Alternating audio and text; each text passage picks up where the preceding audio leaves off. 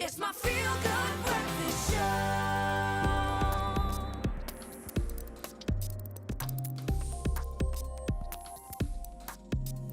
Welcome back. You're live with Expresso on a beautiful Friday morning. Thank you so much for joining us. We love you. Now, a little bit earlier this week, I, of course, had to deal with the heartache of Facebook buying the rights to broadcast the games of the upcoming La Liga season for free online for the people of Southern Asia, not Southern Africa as I'd first thought.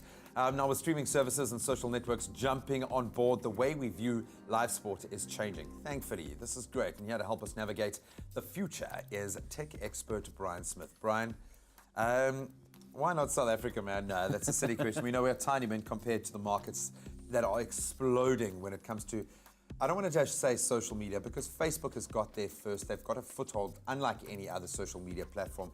And they own the ones that are probably possibly chasing them. But let's get a broader perspective here.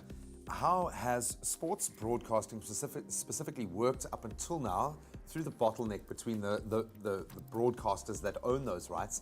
And how is it now bleeding into, is it just as simple as Mark going, here's $1 billion, I want to broadcast your sport for free on Facebook? How does it work? Thank you, it's great to be back. And that's a pretty interesting question. I think most people think of sports broadcasting and they imagine sitting around a TV and watching their favorite game.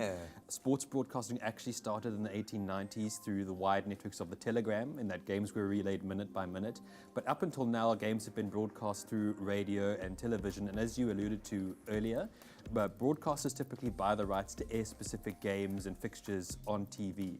And specifically when governments or perhaps national entities decide that an event is in the national interest, anti-siphoning laws come into play where anyone can actually stream and broadcast those fixtures. But up until now, as you allude to, the model is shifting thanks to the internet.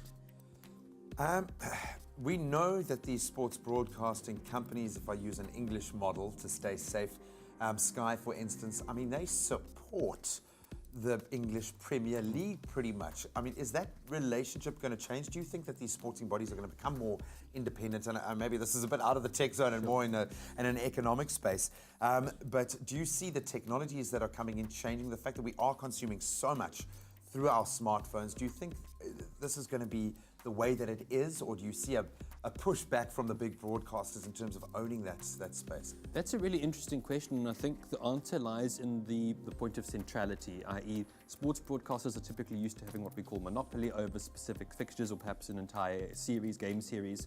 And the idea is that the internet has created this economy, as we can call it, of people all around the world who are now able to stream games from the location or perhaps their position in the stands.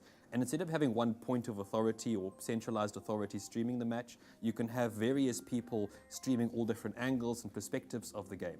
So I think the idea is that the power or influences of broadcasters as we know them today are changing very rapidly. So basically, they must just assimilate. If you're a sports broadcaster, start streaming is pretty much the vibe.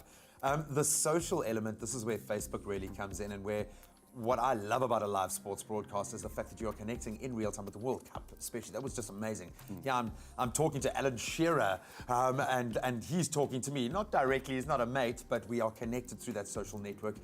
Is that something that is going to enhance this, do you think? Or how do you see the social element playing I out? definitely see it as something that's going to enhance, and I think as you'll be acutely aware, almost if you look at the model of the telegram back in the 1890s, you can almost replicate that with Twitter. You can share games minute per minute without having to share any video at all. Facebook particularly, I think, has been really intelligent about the way they handle this. Again, not in South Africa. In the United States, they have a platform called Sports Stadium, wherein you can stream some elements of parts of games and also discuss them in real time.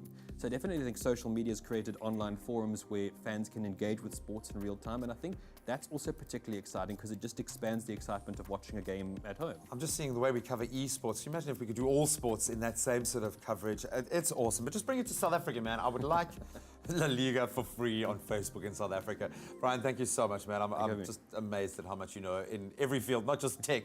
I'm always throw you a curveball, but you can let us know what is exciting you in the world of technology and the world of sport on expressoshow.com. We'd love to hear from you.